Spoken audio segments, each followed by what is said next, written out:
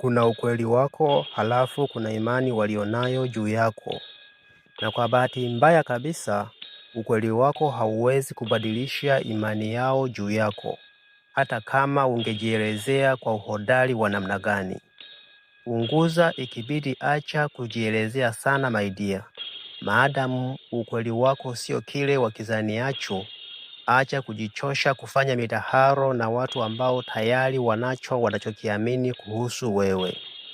Kuna wakati juhudi za kutaka kueleweka zinakuwa ni kazi bure, kwa sababu watu wengi hawasikilizi ili waelewe, bali wanatafuta uthibitisho wa kile wanachokiamini tayari kichwani mwao. Hapa kuna sababu chache kwa nini ushauri wangu ni dhahabu kwako. Nishati yako ni ya thamani. Kujielezea kupita kiasi kunachosha akili na hisia.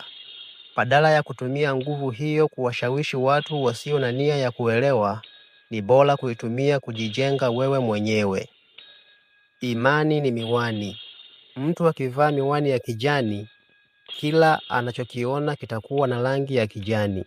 Hata uwe mweupe kiasi gani, kwake utaonekana una asili ya kijani kwa sababu ya miwani, ambayo ndiyo imani yake. Ukimya ni jibu. Mara nyingi ukimya na kuendelea kuishi maisha yako kwa misingi ya ukweli wako ndio jibu bora zaidi. Matendo yako ya muda mrefu yana sauti kubwa kuliko maneno yoyote ya utetezi. Pointi ya kuzingatia. Huwezi kudhibiti fikra za wengine, lakini unaweza kudhibiti amani yako ya moyo. Kujichosha na midaharo isiyo na tija ni kupoteza muda ambao huwezi kuupata tena.